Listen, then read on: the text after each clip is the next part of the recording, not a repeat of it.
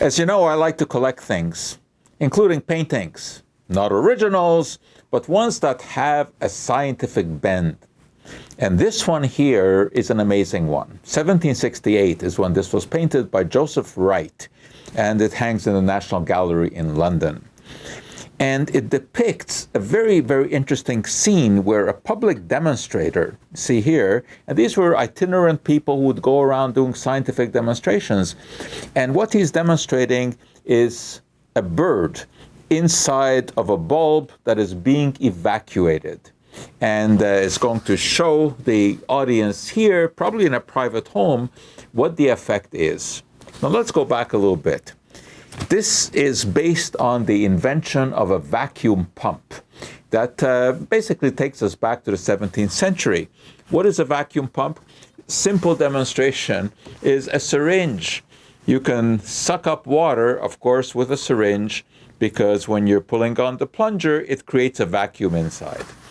Well, a pump like that was created in the 17th century by Otto von Guericke. And there's another classic painting or drawing about that, where you can see a sphere that was evacuated, had a valve on it, and he attached it to a pump and sucked out all the air.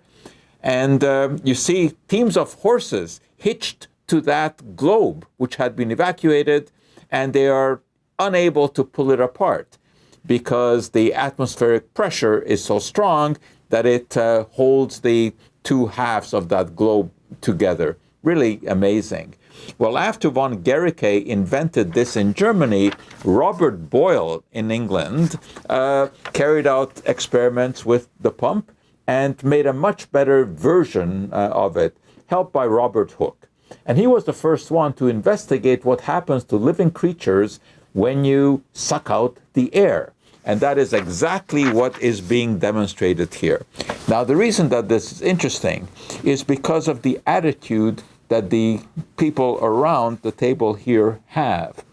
For example, here is a couple who are likely romantically entangled, and they don't give a damn about the scientific experiment that is going on. And then there's the young boy here who is interested, and he's keen on what is going on. There's a gentleman here who is timing the experiment, so he is likely a scientist of some kind. On the other side, the father is urging two young girls to look at the experiment. One of them doesn't want to have anything to do with that because of the plight of the bird, who already seems to be dying. And then there's another gentleman here who seems to be a scientist who is really interested. And then the boy at the extreme corner here is holding the cage, which is either being raised or being lowered. And we wonder why. The demonstrator's hand is on a valve.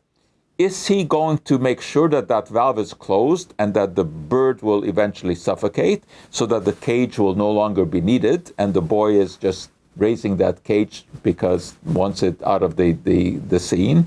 Or is he about to open the valve to save the bird at the last moment, and the boy is bringing back the cage for the bird?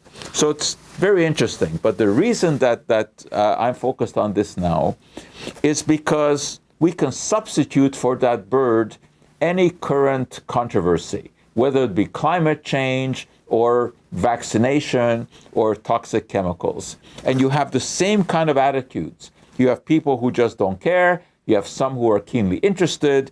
You have some who are worried and scared. And some scientists, of course, who look on in eagerness. So we can learn a lot from the past. And there it is. It is the bird being basically on the verge of death because of the air that is being evacuated, but we're not quite sure what is going to happen. Just like today, we're not quite sure what is going to happen with all of the scientific controversies.